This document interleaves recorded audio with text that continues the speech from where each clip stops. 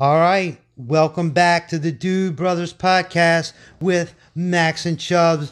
This is episode 5, The Nightmare on Elm Street movie franchise. We're going to go over the movies, give you our thoughts, and just have a little fun with it. So, obviously, the first one came out in 1984. This was a big thing that broke. You had... I guess you call him a slasher, but you had somebody killing you in your dreams. Different than the Michael Myers and all that. And the movie really changed things. Now, one of the things I love about the movie that people love is, oh, Nancy set booby traps. Well, he's a dream man. I know she brung him out, but... Right. You know, but you also had some great kills. Who could forget Johnny Depp being sucked into the goddamn bed? Yep. Then... I guess a downfall, though, just to be fair, the way they beat him is by she turned her back on him. I like that. You do? Yeah. I guess you with a dream guy, though, what else can you do? No, it was just the fact, like, well, no, because it was almost like, his whole power was to scare you and rule your dreams. Like, a dream is basically the only thing a dream in reality, the only thing a dream can do is scare you. Yeah. So it's like by her turning her back, he was like a child killer or child molester, so he scared kids, So, like, the one thing to do was just not be scared of him, It was kind of cool. Because, down the road, each time they killed him, it kept getting stupider and stupider, you know what I mean? I'll give you that. You changed my mind. That is kind of cool. Mm-hmm. And, it sounds kind of simple, like, you just turn your back. But, no, it's like, think about something simpler. If you're scared of spiders, a snake, you're scared of dogs, and you have a spider or a snake in back of you, and that's what you're scared of. Now, picture just turning your back on it and saying, I'm not afraid of you. Right. A lot harder than it sounds, But like I said, that was all his power. His only power was to scare you, which was cool, Now, the first movie gave us, obviously, your first glimpse at Freddy, right, and a little bit about him. Mm-hmm. Now, one good part about the first one is you barely saw him, but the mom told a little bit of the story, and you kept getting, well, that man can't hear you, he's dead. You find out the parents killed him, and a solid story. Wes Craven, came up with that because of a real article about a boy who didn't want to sleep. He said he would die. He slept and died. Mm-hmm. I had mentioned this in another... You can find it in our trailer series where Wes Craven saw a homeless guy outside his window, kept staring at him, and that's kind of the basis of Freddy. So, well, I always thought a scary thing would be, okay, everybody dreams. When you wake up, you have a vague dream. But I'm like, what if when you're dreaming, you're 100% aware and everything? Like, you're just as aware as me and you are right now. All of a sudden, a giant monster could kick in the door, tear us apart. It's 100% real. But then when you wake up, you're like, oh, I don't know. I had a dream. I was at a baseball game and something about a monster. But at the time, what if it is 100%? You would never know, because once you wake up, you lose that part. Like right now, what if we're in a dream right now? Tomorrow you wake up. Yeah, I kind of remember doing a podcast or... something we were talking, right, and that's all you remember. But at the time, right now, this is 100% real. We're 100% aware, Well, there you go. Now, Nightmare on Elm Street 2 came out a year later in 1985. And that's Freddy's Revenge? Freddy's Revenge. This is the one that, they changed it right away. Different character. You had a guy instead of Nancy. They did talk about Nancy, but this one is also known as almost a gay allegory. They had the guy dancing in his room to a song, kind of like using his butt, and the guy and the gym teacher's like is an S&M bondage when he gets killed. I don't remember this one too much. I'm thinking, but they had good kills. You get Freddy comes out in the real world at a party at the end. See, that's when you're saying good kills, like. The first one, scary, blah, blah, blah. But I find as the movies go on, I guess with every horror movie, Friday the 13th, Halloween, it's almost like, okay, here's a girl, here's the bad guy. He's going to kill her with a chainsaw or a bat or throw her off a building. Freddy, they kind of really got it was just how is he going to kill each person? Right. It kind of like they forgot about the story. They forgot about character development. All they really cared about was, okay, he's going to turn into a TV and kill somebody. He's going to do this and kill somebody, Well, now it's kind of a cult classic. People have regained enjoying Nightmare 2. But now we have Nightmare on Elm Street 3, The Dream Warriors, 1987. One of everybody's, I can say, I hear a lot, their favorites. You have Patricia Arquette. Nancy comes back. Her dad, John Saxton from Enter the Dragon. Yep. But this is the one where each person had their own like fighting abilities. Like one guy could box. One guy was like a ninja. Well, no, you're close. Everybody has dream powers. And so you have the kid in the wheelchair is a wizard, but you have Kincaid, the African American, is strong. The main girl, Patricia Arquette, can do gymnastics. You have the girl with the switchblades who eventually gets the needles in her arms. Right. She turns into a badass. And as they die, doesn't like at the end Nancy gets all their powers? What happens is you're thinking of actually the next movie. Oh. The main girl starts getting all the powers as the kids die. But this one brought it back around where people loved it because, once again, great effects, great kills. You had the mute kid, and he ripped the guy's tendons out, used him like a puppet. Oh, wow. He had the clay puppet that came to life. I remember that. And for being a third movie, they did really good, bringing it back. And was that the one with the girl with the needles? She was a junkie, right? And he turned his fingers into needles. Like I said, the wizard kid, and in the end, he kills Nancy. He pretends to be the dad, and that's the one where they have to go to the junkyard to kill Freddy. They had to bury his bones with holy water and the whole deal. His bones were just in the trunk of a car. It had to be on hollow ground. So that's how they get rid of him in that one. Now, then we get into Elm Street number 4, 1988, The Dream Master. That is what you were referring to. You have the main character from 3, different actress. They kill her off early in the movie, so you go to another lead girl. And this is the one where the girl, there's a girl who's working out. Freddy turns her into a cockroach and breaks her arms backwards. Doesn't she go into a roach motel? She goes into a roach motel and he squeezes. That's that one. Wow. And the main girl starts getting her powers. Her brother can do karate, so now she can do karate. I would love to see. I mean, I guess you could do it with every horror franchise. But you pick Nightmare on Elm Street. Just have nothing but the kills. Right. Just kill. I'm sure there's a master cut out there. That would be awesome. Right. Because, like I said, I do remember the, This one has also the main guy in the movie. You might remember he's riding a motorcycle, and Freddy is the motorcycle, and the tubes go up into him. Yeah. Then they have a scene. Has Freddy Krueger ever killed anybody over 30? Yeah, I mean, there's some, like, orderlies in here, the dad. Cops, maybe. Right, cops and stuff. But still, it's just funny, They have a scene in this one where time goes on a loop like Groundhog Day. Like, they keep going to the truck, trying to leave, and Freddy's making them not leave. But anyway, now we're starting to get a little worse.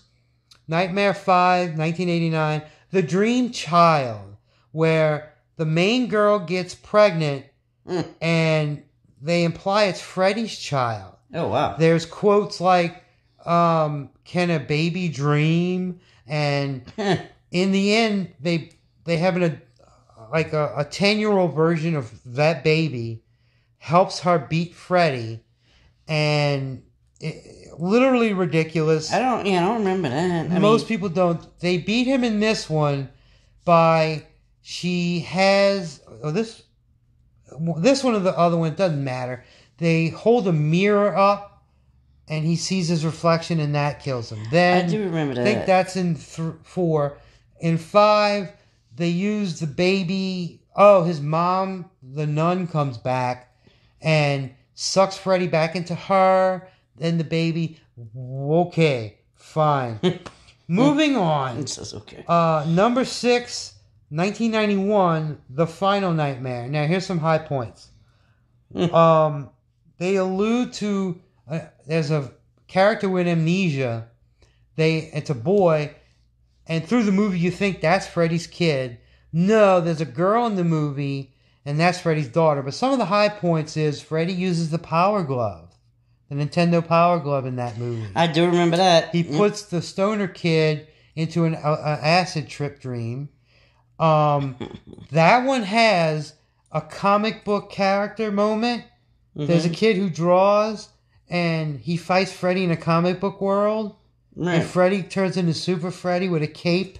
Oh, shit. Yeah, I don't remember that one. Yeah. Look, these are the forgettable ones. Yeah. And so there's not much more to say about that. So we're going to get into some of the good ones. Now, it took a while, but in 1994, the 7th movie, New Nightmare, dropped. This is the one where Nancy, Heather Langenkamp, plays Heather Langenkamp in the movie. And her son is having trouble with Freddy. And her husband is a special effects guy, makes the glove, which is all the fingers. And I don't think it's Robert Englund, because Robert Englund plays himself in the movie. But that Freddy has a trench coat and leather pants. And to beat him, they go down into this Colosseum, Greek-looking thing. And it's weird, but they took a chance and brought it back and made it real-world meta. Like I said, the character of Nancy comes back, but it's Heather Langenkamp as herself. And Wes Craven is even in the movie. That's the one, it was kind of behind the scenes, but the Freddy's turns out to be real. Right, okay. The way Wes Craven says it is the only way to keep Freddy in the dream world and not in the real world such is to keep writing stories about him. Okay. And it was good because they stopped the stupid stuff before it and you got a better version. So I'll give that a pass. Now, the next movie to come out, now granted, New Nightmare was 1994. The next movie was 2003, Freddy vs. Jason. Okay. We were hyped because everybody wanted to see it. It was in development hell. Because everybody's been talking about horror guys fighting each other for years. But we learned in that movie that it's really not worth it. Because you have two dead people. And even though Freddy's in dreams, they're just fighting and nothing's going to matter, which it proved. And the fight scene was, okay, Freddy's scary because, you don't see him that much. He hides in the dark kind of thing. Jason, you open a door and he pops out. But when you have both of them, if you're both of them in a wrestling ring and you're watching them fight, right, you're not really scared because, it's you're watching. At that point, it becomes less horror and just science fiction. You know what I mean? And they beat the hell out of each other because they bring Freddy into the real world at Crystal Lake. Right. Great premise, I guess. One thing, it's funny, a little tidbit. In Freddy vs. Jason, they bring up that kids are in a coma because of a drug called Hypnosil. Hypnosil first appeared in the 3rd movie. A little callback. Right. Jason Ritter's son is in that movie. John Ritter. Oh. Jason Ritter, his son is the main guy. Doesn't he look like him? He has his smile and everything. I was going to say, yeah. He's the love interest of the girl in the movie. Good. And that's the one at the end. Jason walks out of the water with Freddy's head, and Freddy's head blinks at you. To say, okay, it really didn't matter. Well, I know it's going to be a Friday the 13th, but when Jason's mask and the Freddy Krueger glove grabs Jason goes to hell. Right. That was the first sign that leads into this movie where they were showing we're bringing it back in. Right. Because I heard it was supposed to have crossovers where Hellraiser. It was supposed to be everything. Freddy versus Jason. Then Texas they go to hell, and Pinhead says, "Do we have a problem, gentlemen?" Right. That was everybody's heard of that script, but we got what we got, and I'm glad for it at the time. You had a rave in the cornfields, and Jason kills. Freddy brings Jason back so they can remember Freddy, and Jason doesn't conform to scripts. So that leads into all the way to 2010, 7 the years ninth later. movie, the reboot remake, A Nightmare on Elm Street. They got Jackie Earle Haley of Bad News Bears fame to be Freddy. They CG'd him. He looks like a burn victim. Almost. Now, half the movie is shot for shot story-wise, like the girl flying around the room and the boyfriend's Blaine. So, did you see the remake, though? Did you see this? Or is it so forgettable? I did not. Yeah, they got Rooney Mara to play Nancy. They took some liberties, but this one, I mentioned in one of our trailer reviews, they straight up, they don't imply he wasn't just a child killer. He took him in a special spot in a cave in the basement, and there's pictures of him. They don't show you the pictures, but he touched Nancy. And Nancy cuts his head off in that movie. You know, most horror movies have a boiler room. Well, when was the last time you went in a boiler room? That's actually in Nightmare on Elm Street. That is his thing, which that's fine because he scrapes his claws on the places. No, I hear you. So you had a good updated version with better looking kills, but it wasn't worth the time between movies. And there's one good scene people may remember that I liked when I saw it and heard over the years, where they're in a pharmacy. Nancy is running from Freddy. She's on the floor backing up, and it changes from the pharmacy to the boiler room, like as they're fighting.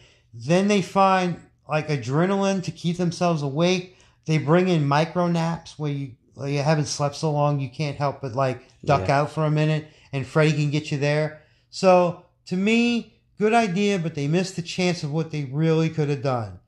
Now, that's technically where the movie series ends, because they've been trying to make something after that. Right, and that was the reboot. And they haven't yet. I've heard many things here and there of where it is. But overall, the Nightmare on Elm Street, at least for me and people in my age group, who I was in high school in the 90s, the Nightmare on Elm Street came out in 84, so I was young enough. I shouldn't have been watching horror movies. Caught a glimpse. But I've heard many stories where that's what exactly got somebody into horror movies. It scared you and you want that feeling. And Freddy was so different and so iconic. Problem is, everybody can probably say, Halloween, I've seen somebody dressed as Freddy. So I can only hope that they bring a better version back to the series.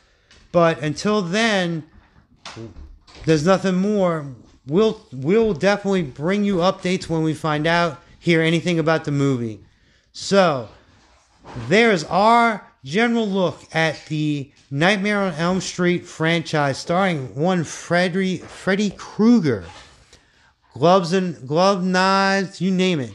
So that is episode 5 of Surviving Horror, A Nightmare on Elm Street, the movie franchise.